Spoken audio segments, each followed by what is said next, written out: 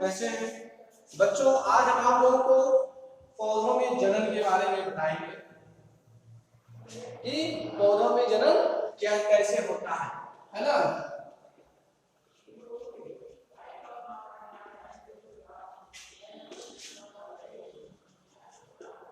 है ना?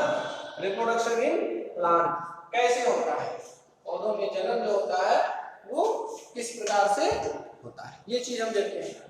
पौधों में पाई जाने वाली जनन विधियों को हम दो श्रेणियों में बांटते हैं। पौधों में पाई जाने वाली जो जनन विधियां हैं उन्हें हम दो श्रेणियों में बांटते हैं। कौन कौन सी श्रेणियों में? एक होता है आलैंगिक जनन और दूसरा क्या होता है? लैंगिक, है ना?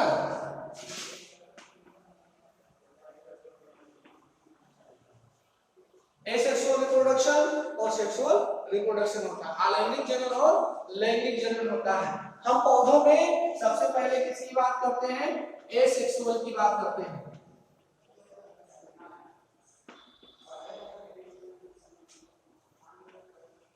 एसेक्सुअल की हम बात करते हैं। एसेक्सुअल रिप्रोडक्शन क्या है? आलैंगिक जनन, एसेक्सुअल रिप्रोडक्शन यानी कि पादपों में आलैंगिक जनन क्या है? आलैंगिक जनन में दैहिक कोशिकाओं से, है ना, दैहिक कोशिकाओं से नए जीव उत्पन्न होते हैं। आलैंगिक जनन में दैहिक कोशिकाओं से ही नए जीव उत्पन्न होते हैं। जनन इकाइयां या तो बनती ही नहीं है, इनमें जनन इकाइयां जो होती हैं या तो बनती ही नहीं है अथवा बिना अर्धसूत्री विभाजन से ही बनती है। या तो बनती ही नहीं है, अगर बनती भी है तो अर्धसूत्री विभाजन, बिना अर्धसूत्री विभाजन के ही हो जाती है ना? तो इस तरह से इसको हम व्यक्त करते हैं। तो आलैंगिक जनन की जो विधियां होती हैं वो कई प्रकार से होती हैं। ये आलैंगिक जनन की जो विधियां हैं वो 4 प्रकार की होती हैं। कौन कौन सी होती है? फिजन होता है ना? क्या होता है? एक फिजन होता है ना? ये क्या होता है? फिजन होता है। फिजन का मतलब क्या होता है? विखंडन होता है, विखंडन, ठीक है? विखंडन होता है। विखंडन में क्या होता है? ये विखंडन में एक कोष के जीवों में, एक कोष के जीव दो भागों में, या उसका जो पदार्थ होता है वो दो भागों में डिवाइड हो जाता है। जैसे अमीबा है ना, पैरामीशियम, मलेरिया परजीवी जो जीव होते हैं उनमें ये चीजें होती हैं। जनन की जो प्रक्रिया होती है वो विखंडन के द्वारा होती है। तो हम बात किसकी करते हैं? ये जो विखंडन की, फिजन की जो प्रक्रिया होती है वो एक कोश के जीवों में पाई जाती है। इसमें कोशिका सूत्री या असूत्री विभाजन द्वारा हो, है ना? कोशिका जो होती है इसमें, इसकी जो कोशिका होती है इसमें कोशिका सूत्री असूत्री विभाजन द्वारा दो या उससे अधिक भागों में बट जाती है और संतत कोशिकाएं नया जीव बनाना शुरू कर देती है, नए जीव बन जाते हैं। जीवों में, जीवाणुओं में, प्रोटोजोआ में, है ना, प्रोटोजोआ में विखंडन द्वारा जनन होता है। मलेरिया परजीवी जैसे जो जीव होते हैं, एक कोश के प्रोटोजोआ होते हैं, उसमें जनन की प्रक्रिया जो होती है वो बहुखंडन विधि द्वारा होती है ना?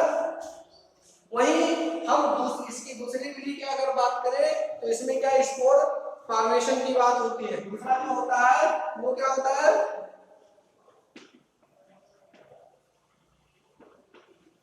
स्पोर फॉर्मेशन की बात होती है। तो स्पोर फॉर्मेशन क्या होता है? यानी बीजाणु निर्माण की क्रिया होती है। कम विकसित पादपों में दृढ़ आवरण वाली विशेष एक कोशिकीय जो रचनाएं बनाती हैं उन्हें हम क्या कहते हैं? उन्हें हम बीजाणु कहते हैं। बीजाणु प्रतिकूल वातावरण में सुरक्षित रहते हैं और अनुकूल परिस्थितियां आने पर ये अंकुरित होकर के नए पादप में परिवर्तित हो जाते हैं, नए पादप का निर्माण करते हैं, है ना? जैसे कवक और शैवाल, इन दोनों में बीजाणु द्वारा जनन की क्रिया होती है। कवक और शैवाल जो होते हैं उनमें बीजाणु के द्वारा यानी स्पोर्स के द्वारा जो है जनन की क्रिया होती है। वहीं अगर हम तीसरी विधि के बारे में देखें तो उसको हम क्या कहते हैं? बडिंग कहते हैं। क्या कहते हैं? उसे हम बडिंग कहते हैं, यानी कि कलिकोत्पादन कहते हैं। क्या कहते हैं? कलिकोत्पादन कहते हैं। कलिकोत्पादन जो होता है ईस्ट कोशिका से, है ना, कलिकोत्पादन ईस्ट कोशिका में होता है, जिसमें ईस्ट कोशिका से छोटे कलिका के समान उभार व मुकुल बनते हैं। नई कोशिका बड़ बनता है, जो कोशिका से अलग होकर नई ईस्ट कोशिकाओं का बनाने का काम करता है, जिससे नई ईस्ट कोशिकाएं बनती हैं। ईस्ट में ये मुकुल मात्र कोशिका से अलग हुए बिना नए मुकुल बना लेते हैं, मतलब मात्र कोशिका से अलग नहीं होते, उसके पहले ही एक नया जो है नया कोशिका बन जाता है। वो इस प्रकार से एक श्रृंखला का निर्माण करते हैं, वो एक दूसरे से जुड़ करके एक नई श्रृंखला का निर्माण करते हैं, और फिर वहां पर क्या होते हैं, वो जो है उससे जुड़ करके, है ना, एक बड़ी सी श्रृंखला का निर्माण करते हैं। फिर यहाँ से ये अलग होकर के नए जीव को उत्पन्न करते हैं, है ना। यहीं पर अगर हम इसकी अगली विधि जो है, जिसे हम क्या कहते हैं, फ्रेगमेंटेशन कहते हैं। क्या कहते हैं? फ्रेगमेंटेशन।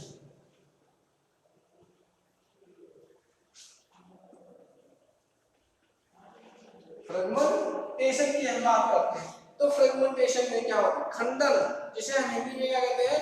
खंडन कहते हैं। खंडन में क्या होता है ना, काई का जो वेजिटेटिव रिप्रोडक्शन है या वर्धी जनन, अलैंगिक जनन की वो विधि होती है जिसमें पादप शरीर के किसी भी कायिक भाग के द्वारा नए पौधों का विकास होता है। किसी भी कायिक भाग के द्वारा नए पौधे का विकास होता है, जिसमें बहुत सारे जो है पौधे आते हैं। जैसे डहेलिया की हम बात करें, शतावर की बात करें, शकरकंद की बात करें, तो इसमें ऐसी जड़ें होती हैं, है ना, इनकी जड़ें भोजन इकट्ठा कर फूल जाती हैं और सुप्तावस्था में चली जाती हैं। फिर इन पर लगी जो अपस्थानिक कलियां होती हैं, वो आगे जनन काल में क्या करती है? नए पौधे में बदल जाते हैं, नए पौधे का रूप ले लेती है। वहीं तनों द्वारा जो जनन की प्रक्रिया इसमें होती है, जैसे अदरक हो गया, हल्दी हो गई, आलू हो गया, अरबी हो गई, प्याज हो गया, लहसुन, है ना, कि भूमिगत तनों द्वारा, ठीक है, दूब घास, ब्रह्मी, पुदीना, गुलदाउदी, इन सब के अर्धवायवीय तनों द्वारा, गन्ना, अमरबेल, मनी प्लांट के वायवीय तने द्वारा नए पौधे का निर्माण होता है। वहीं पत्तियों द्वारा भी नए पौधे का जन्म होता है। जैसे बिग्नोनिया है, ब्रायोफिलम है, या जिसे हम अजुका के नाम से जानते हैं, उसकी पत्तियों के किनारों पर कुछ अपस्थानिक कलिकाएं और जड़ें उगाती हैं, और वो प्रत्येक कली जो है एक नए पौधे का विकास करती है, एक नए पौधे में परिवर्तित हो जाती है। वहीं पत्र प्रकलिकाओं की बात अगर हम करें, पत्र प्रकलिकाओं की बात करें, तो कुछ ऐसे पौधे हैं जो कलिकाओं के समूह के रूप में इकट्ठा होकर के प्रकलिकाएं या बुलबिलस बनाती हैं, जो मात्र पौधे से अलग होकर के नए पौधे के रूप में विकसित हो जाती है, या नए पौधों में विकसित होती हैं या बन जाती हैं, जिससे नए पौधे का जन्म होता है ना। तो इस तरह से ये आपका है, ठीक है, ये कायिक जनन या कायिक परिवर्तन कहलाता है। ठीक है, अब इसको आप तैयार करें, इसके बाद फिर हम आपको बताते हैं। Thank you.